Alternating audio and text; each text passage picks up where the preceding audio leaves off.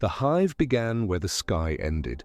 From the spires that vanished into the toxic clouds above to the abyss that swallowed all light below, its immensity was a truth no human could comprehend. The city was not built, but grown, layer upon layer of habitation, industry, and decay, centuries of ambition piled atop the graves of those who made it.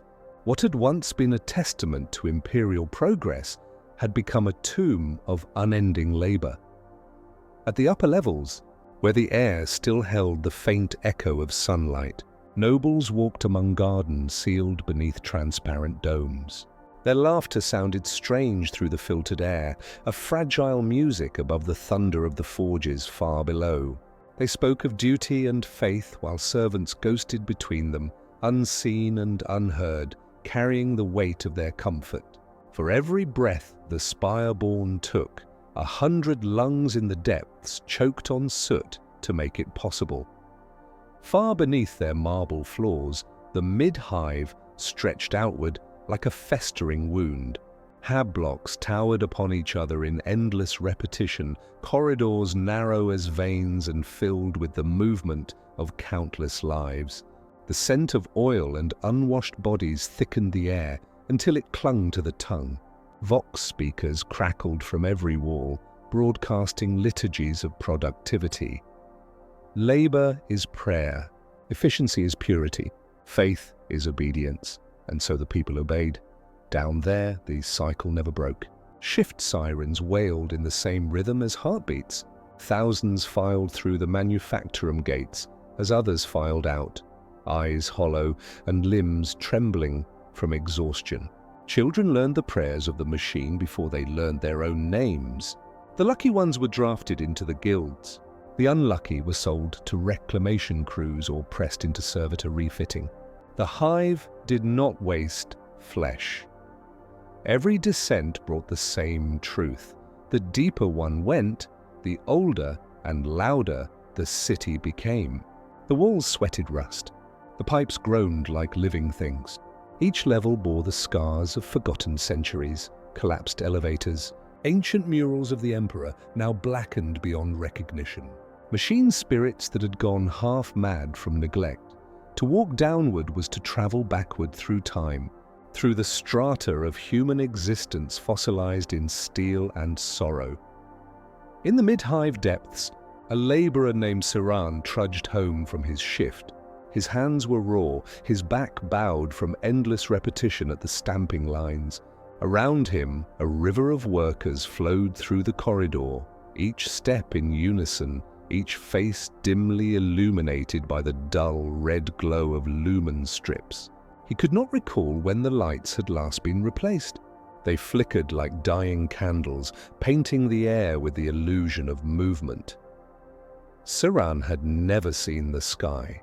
He had heard stories from a preacher who claimed that the Emperor's light once shone freely upon mankind, that there were places where clouds were white, not grey, and where water fell from above instead of condensing from the pipes. To Siran, those were not memories but myths, comforts whispered between the roar of machines. When he passed the shrine at the junction of Hab Sector 47B, he paused. The figure of the Emperor stood behind cracked glass, its golden paint flaked away, revealing the dull bronze beneath. Offerings were piled at the statue's feet, ration tokens, broken charms, a child's tooth strung on thread. Siran added a handful of ash from his sleeve. It was all he had left. Above him, the Hive's great arteries rumbled. Cargo lifts carried ore, chemicals, and bodies upward.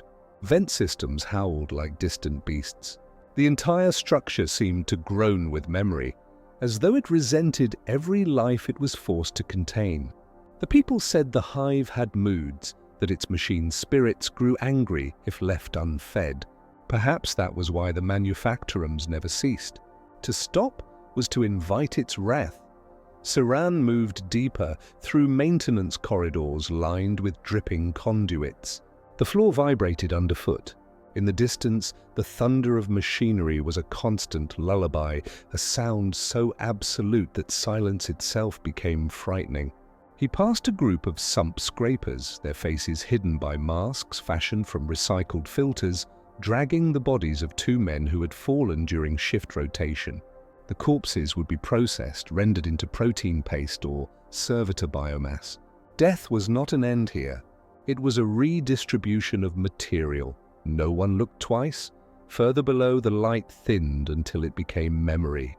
The underhive began without warning. One step and the walls changed from structured alloy to rough, uneven metal. The air felt heavier, almost wet, and the scent of decay grew thick enough to taste. The difference between a human cry and the hiss of a steam valve became difficult to tell. Here, the forgotten dwelled, mutants, scavengers, and those who had fallen too low for redemption. They lived among the ruins of obsolete machinery, worshipping the ghosts of failed reactors and discarded tech. Some built shrines around malfunctioning cogitators, believing the flickering data streams were divine scripture. Others carved the Imperial Aquila into their flesh, bleeding prayers into the filth. Saran did not belong here, yet he felt its pull. Every descent carried with it a kind of gravity, a whisper that promised understanding through degradation. Perhaps the Hive's soul lived in its lowest places. Perhaps the Emperor listened more closely to the prayers offered in darkness than those sung in gold above. As he walked, he found a wall where someone had written words in soot. "We are the Foundation." Beneath it, another hand had added, "And the Foundation cracks." A tremor passed through the ground. The pipes rattled. Dust rained from the ceiling. Somewhere far above, a reactor surge was being vented through the lower levels again. Saran covered his face as the vents screamed, releasing waves of burning air that smelled of ozone and fear. When it passed, silence settled once more, thick and absolute. Only the Hive's breathing remained, the slow pulse of the city's mechanical heart. He continued until the corridors opened into a cavernous expanse. Before him stretched the manufactorum core, a pit vast enough to swallow cathedrals. Conveyor lines crisscrossed the chasm like arteries, and titanic machines hammered endlessly at unseen tasks. Sparks rained from above like orange stars, illuminating the silhouettes of laborers clinging to scaffolds hundreds of meters high. It was beautiful in its horror. Saran stared at the enormity of it and felt the faintest flicker of awe.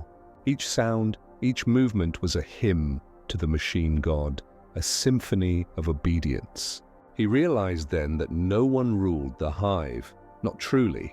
Not the guildmasters, nor the enforcers, nor even the priests who claimed to speak for the Omnissiah. The Hive ruled itself. It was a god forged from suffering, powered by devotion, and fed by the endless cycle of human endurance. Above the roar, a voice echoed through the Vox grills, faint, distorted, but unmistakable. Glory to the Emperor. Continue production. The Hive endures. Saran closed his eyes. For a moment, he could almost believe it. Far below, a door opened into the dark, an old service tunnel leading deeper than the maps allowed. From it came a faint hum, not of machinery, but of something alive, something ancient. He hesitated, listening to the distant chorus of the Hive's endless labor, and stepped forward. The descent continued. The tunnel swallowed Saran whole. Its walls were slick with condensation, the air stale and heavy with the taste of old iron. Somewhere above, the endless thunder of the manufactorums dimmed into a muffled heartbeat, and for the first time in his life, there was quiet. The silence unnerved him. In the Hive, silence was never a gift, it was a warning, a space where forgotten things stirred. He moved by the light of a flickering lumen rod, its glow revealing ancient sigils etched into the walls. Prayers to the Omnissiah, scratched by hands long turned to dust. May the machine never sleep. May our labor be acceptable. The words repeated in fading rows, each one a cry for recognition in the dark. They were the remains of faith made tangible, faith pressed into metal by those who could no longer speak. As he descended, the tunnel widened and the faint murmur of voices reached him, not the chant of industry, but a softer rhythm, a hymn. He followed it until the passage opened into a forgotten chapel carved between the pipes. The ceiling was low, held aloft by rusted beams. Candles burned in jars made from reclaimed glass, their smoke curling upward like incense. Around a makeshift altar stood men and women in tattered robes, faces half covered by filter masks. They were not priests of the ecclesiarchy, nor tech adepts of the mechanicus. They were workers like Saran, filthy, exhausted, yet still capable of reverence. At the altar's center lay a broken cogitator core, its screen alive with static light. Someone had affixed an Imperial aquila over its frame, and above it, painted in ash and blood, were the words, "The Emperor sees." The hymn faltered as Saran entered, a dozen eyes turning toward him. A woman stepped forward, her mask cracked, revealing pale lips. "Another soul seeking warmth," she said softly. "The Hive sends us many," Saran nodded, uncertain of what to say. The woman gestured to the altar. "We pray to what still listens. Some call it the machine god, others the Emperor. Down here, it is enough that something hears us." He knelt beside them. The candles flickered as the hymn resumed, a low, trembling chorus that vibrated in the bones. Each verse was a plea for endurance, that the machines would not fail, that their hands would not falter, that death would come mercifully when called. Saran felt the rhythm seep into him, the words filling the hollow space where his thoughts had lived. Faith, he realized, was the only luxury left to the poor. It required no ration tokens, no guild authorization. It could not be taxed or measured, only endured. Above ground, the ecclesiarchy preached in cathedrals of gold, where choirs sang of purity and sacrifice. Here, in the depths, the same sermons became whispers shared between broken voices, stripped of grandeur, but heavy with need. The Hive's priests often said that faith was the Emperor's greatest gift. But for those who lived in the dark, faith was not a gift, it was a wound they learned to live with. A sudden tremor shook the chamber, scattering soot from the ceiling. The candles wavered. Somewhere far away, an explosion rolled through the Hive's lower arteries, followed by the shriek of bending steel. No one moved. The hymn did not stop. In the Hive, danger was eternal, but prayer was constant. When the tremor passed, the woman approached Saran again. "You are new to the lower paths," she said. "Be careful where you walk." "The faithful are not alone here. What else dwells here?" he asked. "Ghosts," she answered simply. "And those who envy them." She handed him a small charm, 2 wires twisted into the shape of the aquila. "Keep it close," she said. "The Hive listens. Sometimes it answers." Saran left the chapel with the hymn echoing behind him. The charm felt warm in his palm. As he returned to the main tunnel, he noticed symbols drawn along the walls, newer than the old prayers, carved with purpose. Some were familiar marks of the mechanicus, but others were stranger.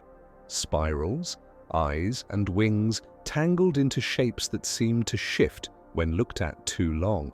He followed them deeper until he reached a junction where the air shimmered with heat. Beyond it lay a repair pit, one of the countless chasms where servitors labored to maintain the Hive's endless machinery. Dozens of them stood in silence, their augmetic limbs whirring, flesh pale under the lumen glow. They did not speak or rest. The air vibrated with their precision. Watching them, Saran felt a strange mix of reverence and fear. To the tech priests, these constructs were holy instruments, purified of doubt. To Siran, they were warnings, what faith looked like when stripped of choice. He moved closer and saw one servitor malfunctioning, its arm twitching in a broken rhythm. The machine spirits inside must have been dying. An adept emerged from the shadows, red robes sweeping across the floor. His voice came through a vox grill, distorted but calm.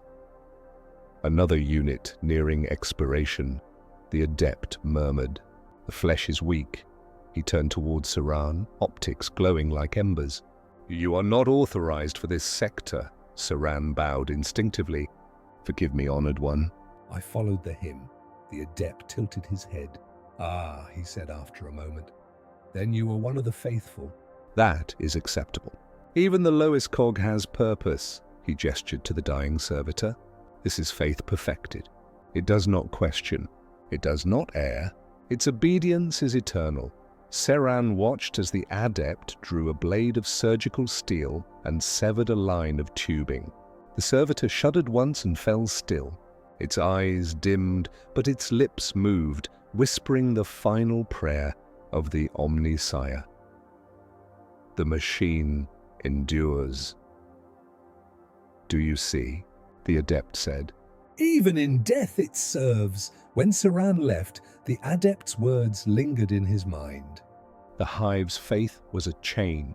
Some wore it as armor, others as shackles. Yet none could escape it. He returned to the living levels to find the corridors crowded with pilgrims. A rumor had spread that an Arbeits patrol had unearthed a relic from the earliest days of the Hive, a shard of sainted armor said to have belonged to a warrior of the Astra Militarum. The faithful gathered in their thousands, pressing close to glimpse the fragment through a grate, and forces shouted for order, their shock mauls crackling, but the people did not disperse. They sang. The sound rolled through the corridors, raw and powerful. It was not beautiful, but it was vast, a tide of human voices rising against the weight of their world. For a moment, the Hive itself seemed to listen. Even the engines above paused just long enough for the echo to carry.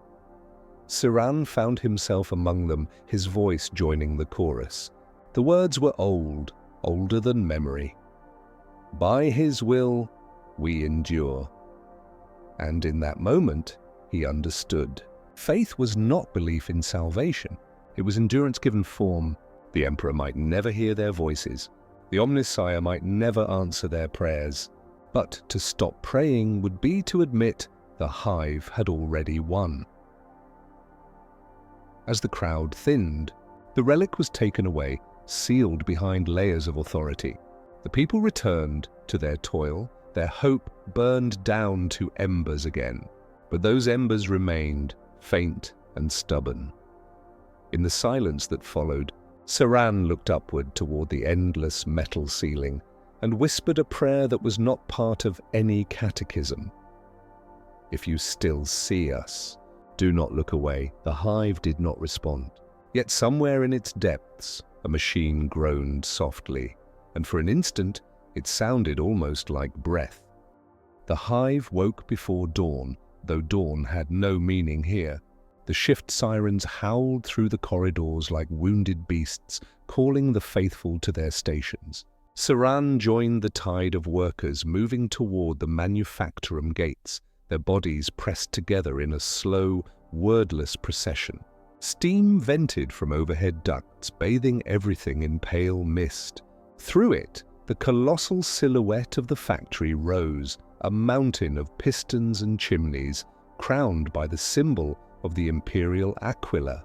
Its wings spread in cracked defiance against the choking dark. The gates opened with a shudder that shook the ground. The workers flowed inward. The air changed immediately. Heavier, hotter, alive with the vibration of 1,000 machines.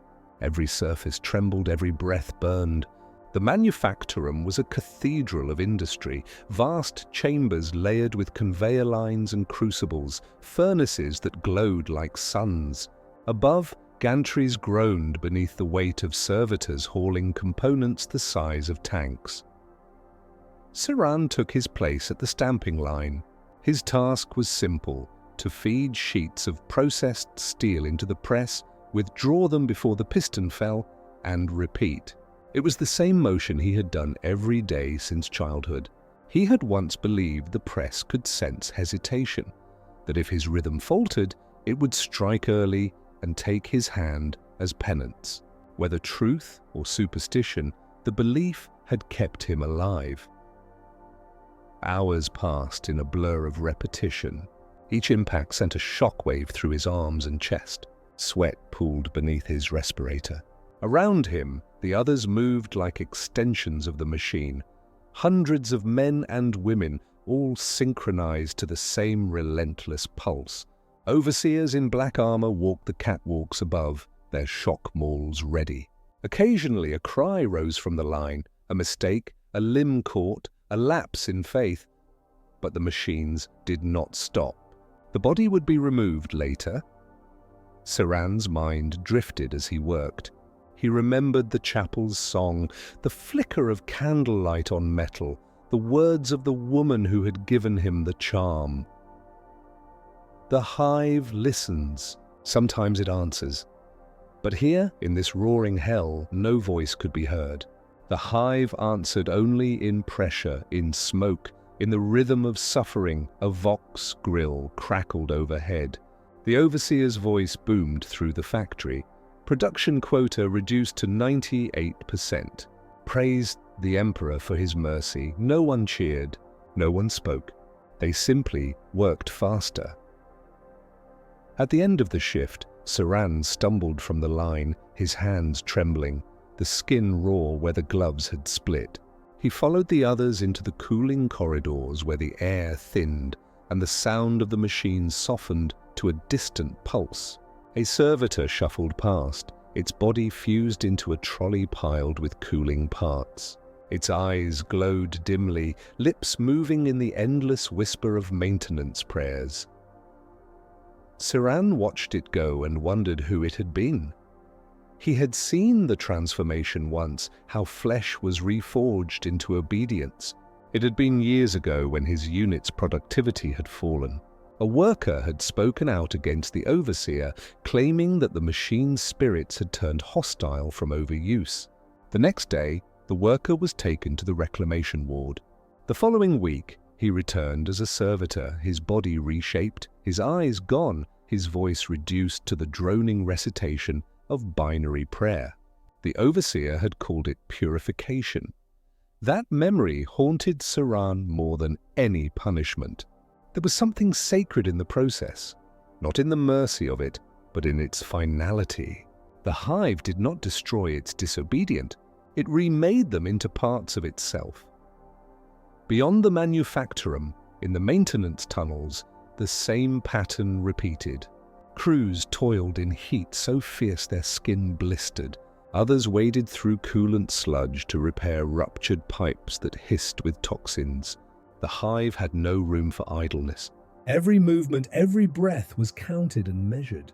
The weak simply disappeared, recycled into the system they had failed to sustain. Still, some resisted in quiet ways. In the corners of the brake chambers, small gatherings formed after shift rotations. Workers whispering verses, forbidden by the overseers. They spoke of freedom, not rebellion, of sleep without alarms, of silence without fear. To dream such things was heresy, yet the words persisted. Hope, like rust, could never be fully purged. One night, as Saran crossed the loading deck, he saw lights flicker along the ceiling, not the usual lumen flicker of voltage loss, but a deliberate pattern. 3 flashes paused, 3 again. He froze. The sequence repeated, and from the shadows a figure stepped forward, an older man with augmetic eyes that gleamed faintly red. "You've seen it too," the man said, his voice rough with age. "What?" Saran asked. "The pattern." It's not a fault. "It's a signal." Saran hesitated. "From whom?" The man smiled faintly. "From the hive itself. It's been trying to speak." Saran said nothing. Madness was common here. The weight of the noise, the heat, the repetition. It drove many to hallucinate, to imagine meaning where there was none. Yet as he looked up, he saw the lights pulse again, rhythmic, deliberate, almost. Alive, the priests call it a glitch, the man continued. But I've been watching for years. The pattern repeats across sectors. It's spreading downward. Spreading? The man nodded. The hive is waking. Before Saran could respond, a siren blared, the signal for containment breach. Steam erupted from the ducts and the floor trembled. Alarm shrieked as the workers scattered. A nearby lift exploded in a burst of flame, sending debris raining from above. Through the chaos, Saran glimpsed figures running, enforcers, red lenses glowing through the smoke. The old man vanished into the haze, leaving only the echo of his words. When the fire was finally contained, the overseers announced that a plasma conduit had ruptured. 57 workers dead, quota unaffected. The incident was not to be spoken of, but Saran could not forget the lights, the rhythm, the voice that claimed the hive was awakening. He saw the pattern again in the following days, reflected in coolant pools, pulsing behind lumen covers, flickering across the static of broken data slates. Always the same beat. 3 flashes, pause, 3 again. In his exhaustion, he began to imagine that the machines moved differently when it happened. Pistons hesitated. Conveyors slowed as though listening. Once he thought he heard his own name whispered through the static hiss of a Vox line. Faith, he thought, could take many forms. Perhaps this was another.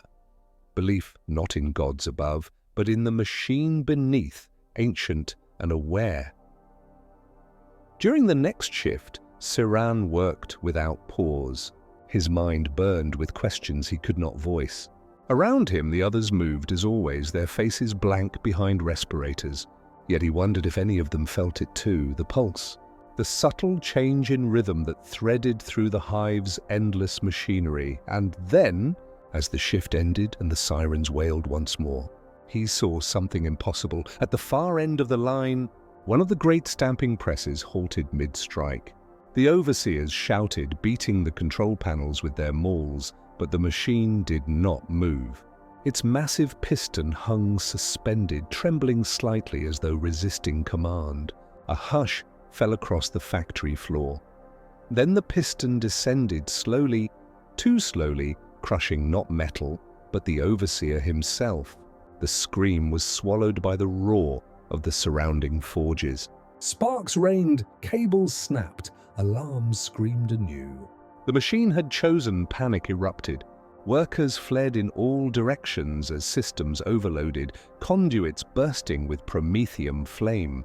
Amid the chaos, Saran stood frozen, watching as the massive stamping press groaned and released another hiss of steam, almost a sigh. The lights above him flickered 3 times. Pause. 3 again. He clutched the charm at his neck and whispered, "I hear you." And somewhere deep below in the unseen foundations of the hive, something answered with a sound like grinding stone and distant breath. The collapse of the manufactorum spread like infection. Within hours, entire sectors were locked down under quarantine orders. Patrols marched through the hab corridors, their boots echoing like iron sermons. Workers were questioned, some taken, none returned. The administratum blamed a mechanical error, but the whispers that followed were of revolt, or worse, of possession. Saran said nothing. He worked in silence, eyes lowered, keeping the rhythm while the overseers prowled. Yet beneath his obedience a tremor grew. Every night he dreamed of the stamping press, of its slow, deliberate motion, the way it had chosen its victim. When he woke, the sound of the machines still echoed in his chest like a heartbeat, not his own. On the 3rd night, after the collapse, he heard it again. That same rhythm pulsing through the walls. 3 beats, pause, 3 again. Faint but unmistakable. It came not from the manufactorum above, but from below. The lower maintenance decks, where the air was thick with coolant fumes, and only the condemned were sent. He should have ignored it. He should have prayed and slept and forgotten. But instead he rose. The corridors below the hab levels were not meant for men. They were arteries of the hive itself, narrow, wet, and trembling, with unseen life.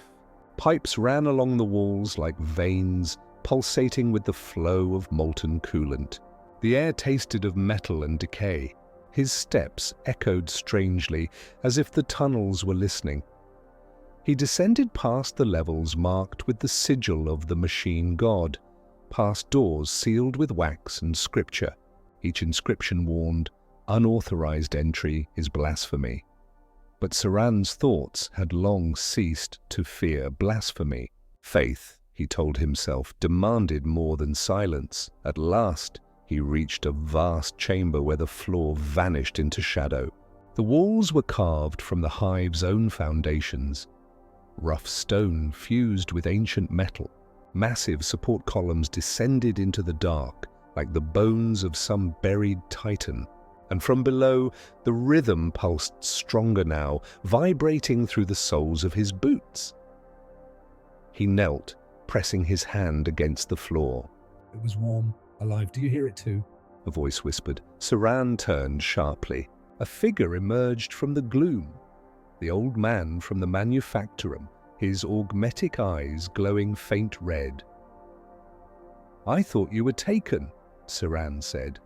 The man smiled faintly. Not taken, guided. The hive showed me the way. Saran stared. What is this place? "Forgotten heart," the man said, spreading his arms. Before the priests came, before the administratum catalogued its functions, the hive was already alive. It remembers those who listen. He stepped closer, placing a hand on one of the metal columns. It was built on older bones, you know. The archives call them ruins. I call them veins. The hive feeds on us, our sweat, our prayers, our blood, and in return, it whispers. Saran felt the vibration deepen, thrumming now like the breath of a vast, sleeping creature. "What does it want?" he asked quietly. The old man's smile faded. "It wants to wake." Before Saran could speak again, the air changed. A sound rose from the depths. Not a voice, but something vast and shifting, like the grinding of mountains beneath the earth. The lumen strips flickered, throwing long, trembling shadows across the walls.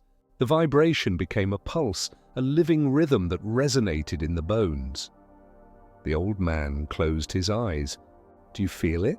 It's calling the faithful." From the darkness below, something moved. At first, Saran thought it was machinery, gears or pistons stirring after centuries of rest. But as his eyes adjusted, he saw that the motion was organic. The walls themselves seemed to flex, breathing, their surface rippling as if alive beneath a thin layer of metal. And within that motion, faint shapes shifted. Human silhouettes, half fused into the surface, their faces stretched in silent devotion. Saran stumbled back. "What are they?" "The first builders," the man said softly. "Those who gave themselves fully. Their bodies became conduits for the hive's will." He knelt beside one of the half-buried figures, its face twisted in what might have been rapture. The priests tell us that servitors are the pinnacle of obedience. But these were chosen. They became immortal not through steel, but through faith. Saran shook his head. "This is madness." The man looked up. "Madness?" "No, this is the truth that the ecclesiarchy buried. The hive is not a place. It is a god in its own right." "And it is waking." Suddenly a klaxon blared in the distance. Red warning lights flared to life, painting the chamber in blood. The old man's eyes widened. "They found us."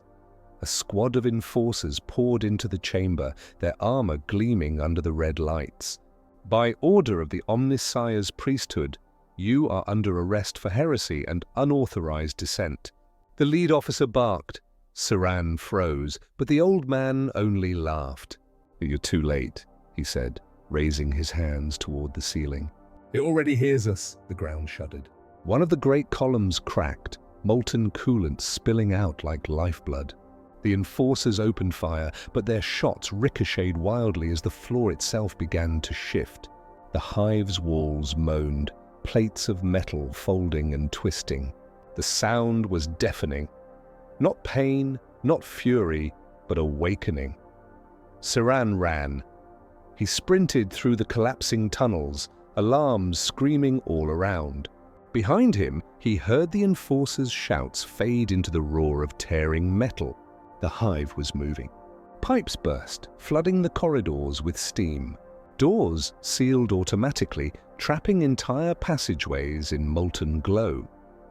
By the time he reached the surface levels, the air was thick with smoke.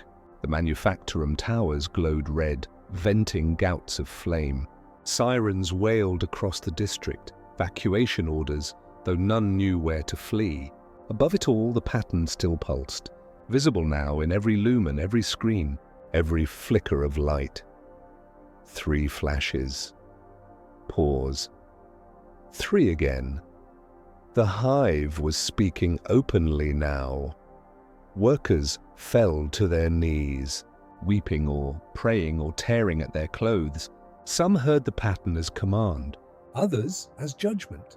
the overseers shouted orders, but their voices were drowned out by the chorus of machinery as entire forges came to life without human touch. Conveyors moved though no power fed them. Servitors stopped mid-task, their heads jerking upward as if listening to an unseen voice. Siran stood among them, watching the skyline writhe. The towers trembled, bending slightly inward, as though the hive itself were drawing breath. He clutched the charm at his neck, the one given by the chapel woman so long ago. The metal was hot, burning, almost alive. "What are you?" he whispered, and from the roar of the city came an answer, low and terrible, not in words but in understanding. It filled his skull, his lungs, his very marrow. "I am hunger." I am remembrance. I am the price of your faith. He fell to his knees, choking on the weight of it. Around him, others screamed or collapsed, blood running from their ears. The hive's pulse became thunder. Buildings cracked. Entire hab blocks shuddered as the foundation shifted beneath them. Then, as suddenly as it began, silence. Smoke drifted through the ruins. The great towers still stood, but their shapes were wrong, curved, asymmetrical, almost organic. Where once were walls, now were surfaces that rippled faintly, as if breathing. Siran rose unsteadily. The charm at his neck had melted into his skin. The lights flickered one last time, 3 flashes. Pause, 3 again, and went dark. In the distance, he heard the chant of the surviving priests, their voices trembling, "Blessed be the hive eternal." But Siran no longer prayed. He only listened to the whisper that came from beneath his feet. A whisper that was neither threat nor comfort, but promise. The hive was awake. When dawn came, it was not sunlight that broke the hive's horizon, but fire. The upper spires glowed red, each window burning like a votive candle for the dead. The air was choked with ash that fell in slow spirals, settling on everything like the final blessing of a dying world. No birds flew here. Only the faint shimmer of heat and the sound of chanting from the ruins below. Siran walked among the survivors, though to call them that was generous. They were shadows of men, grey with dust and grief, their eyes hollow from too many sleepless nights. The great manufactorum stood silent now, their machines fused into warped shapes that hummed faintly under the touch. What little power remained flickered and pulsed with the same rhythm that had haunted him since the descent. 3 beats, pause, 3 again. Slower now, as though the hive were dreaming once more. The enforcers had vanished. The priests of the Omnissiah preached calm through the Vox systems, their words trembling with forced piety. "The Hive endures," they said. The machine god forgives, but few listened. The people no longer prayed to the Omnissiah or the Emperor. They prayed to the Hive itself, whispering to the walls, offering scraps of food or blood or the last fragments of their sanity. And sometimes the Hive answered. Saran had seen it with his own eyes, a wounded man pressing his hand against a wall of living metal, begging for mercy, and the metal rippling to seal his wound in a perfect sheath of alloyed skin. He had seen a child vanish into a vent, her laughter echoing for minutes after she was gone. The Hive was not kind, but it was attentive. It listened. Rumors spread faster than truth ever could. Some said the Hive's awakening had been foretold by ancient cults, that deep within the understructure slept an intelligence born from centuries of faith and fear, a machine spirit vast enough to feel hunger. Others claimed the Emperor's will had been made manifest, that the Hive's transformation was his judgment upon the weak. A few whispered heresy even deeper still, that the Hive had become his rival, a god of the forgotten who demanded flesh instead of prayer. Saran did not know what to believe. He had long since stopped trying. Faith had become a wound that would not close, and every word of scripture tasted like rust on his tongue. Still, something in him refused to flee. Perhaps he was waiting for redemption. Perhaps he was waiting to be consumed. One evening, as the ash fell like snow and the horizon glowed with the light of burning sectors, he returned to the lower levels. The way was changed. Corridors bent in impossible angles, doors fused shut or reshaped into smooth metal curves. The Hive no longer resembled anything human. It had become a labyrinth of living matter, part architecture, part organism, pulsing faintly with each tremor of the ground. He found the old man again, or what was left of him. The flesh was gone from half his body, replaced by cables that pulsed with dim light. His voice came through the vox grill grafted to his chest. "You came back," he said, the words metallic, stretched. "I had nowhere else to go," Saran replied. The old man smiled faintly. "None of us do. We are its choir now. It speaks through us," he turned, gesturing toward the walls. Saran saw faces. Hundreds, maybe thousands, emerging from the metal, their mouths open in silent song. The air vibrated with a low, harmonic hum that resonated in his bones. It was not pain. It was belonging. Terrible, absolute belonging. "What is it singing?" Saran asked, though part of him already knew. The old man closed his eyes. A prayer for what comes next.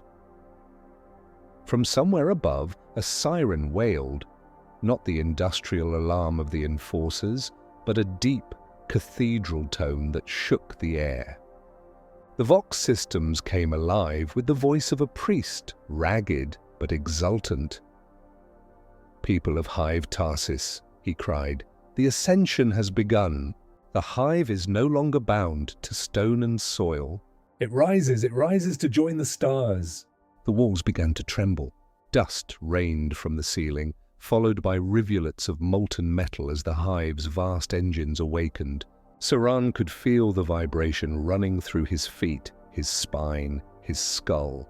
The sound of it was everywhere, in every breath, every thought.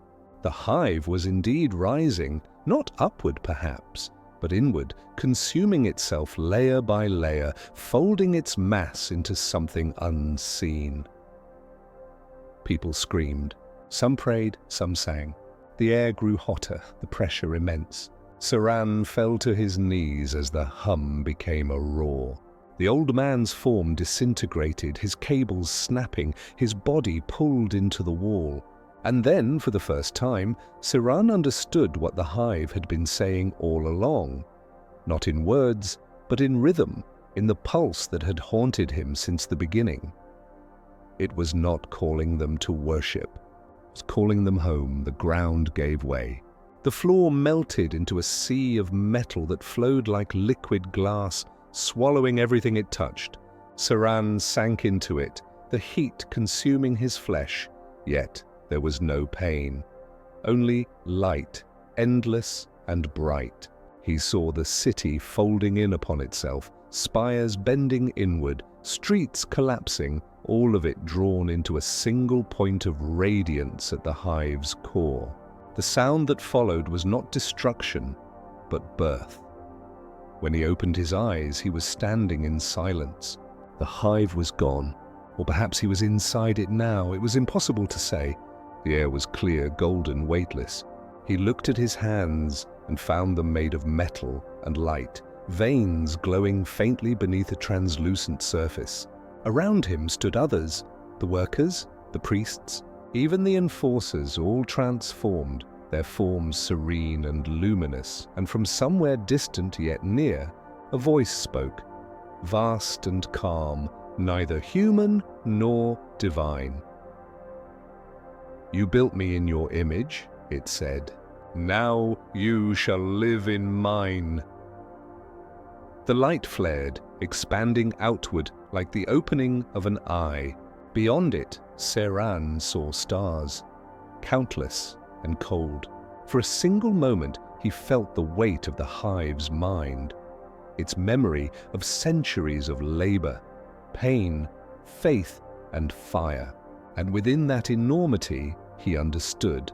They had not been consumed. They had been integrated. The Hive had become eternal, a city of the dead that sang forever through the void. He smiled then, not in joy, but in peace. His final thought was neither prayer nor curse, but simple acceptance, that even in damnation there could be purpose. The light faded. The Hive was silent, only the rhythm remained.